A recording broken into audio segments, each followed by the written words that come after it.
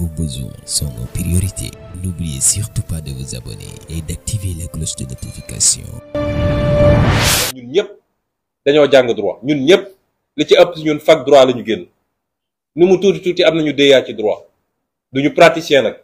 te dañoo yor suñuy avocat di jëflanteeg ñoom am ay xaritu magistrat di waxtaan ak ñoom lu fi waay def te jaaduwul yow soo toogee wéet ak sa bopp xam nga ni jaaduwul. juge bi ñu jox dossier Pape Alé Niang avocat yi dañ ma ne gis nga am na juge yoo xam ne bu ñu leen ko joxoon jour boobu Pape Alé Niang day ñibbi këram kuñ fi bëgg a def yóbbu instruction juge boobu lañ koy jox kuñ fi bëgg a yóbbu instruction ñaar ba ñetti juge lañ koy jox def leen pression ne yóbbul instruction ba pare invoqué ay articles yoo xam ne diffusion de fausses nouvelles ak yu mel noonu nga xam ne obligatoirement mandat de dépôt te Pape Alé lay su dee loolu la ñu wax lañ ko toppee man maa ko njëkk a wax conférence de presse dinaa jël si wuñ maa ko njëkk a wax man maa ko njëkk a wax te ne yor naa document yi li tax duñ ma jël si kon li xew ci réew mi na ñëpp delloo si seen xel réew mi ñoo ko bokk de ku yaakaar ni mun nga dëkk ci lor nit ñi ba pare yow toog dem tànk sa kër lekk sa ceebu jën naan sa ataaya jël père de famille yóbbu ko prison xañ ko ay doomam xañ ko njabootam loolu ba kañ lay wéy loolu tôt ou tard dina jur ci réew mi loo xam ne ah mara day taali menacé wuñu nag dañuy araftu pendant qu'il est temps kenn ëppalewul sa morom ci réew mi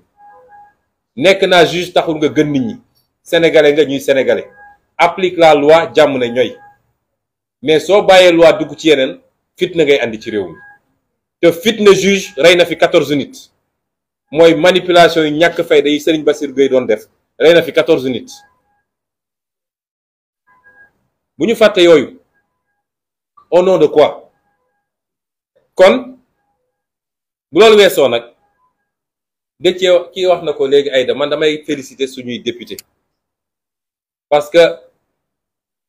war nañu fexe ba lii priorité réew mi bu ñu ko fàtte mukk parce que dañu jàkkaarloog ñoo xam ne dañoo lajj ba ñëpp xam ne lajj nañu mën yëpp fenn la mooy allumer des contre-feux pour nasaxal xelu sénégalais yi ñi nekk ci ay détails commenter ay détails suba ak ngoon fàtte nag lan mooy problème yi lan moo tax sénégalais yi tey ndaw ñi amuñu liggéey lan moo tax mbay mi doxul lan moo tax càmm gi doxul lan moo tax napp gi doxul lan moo tax amuñu ay industrie lan moo tax coût de la vie toll fi mu toll nii loolu rek moo war a doon tey suñu farita fii ci réew mi.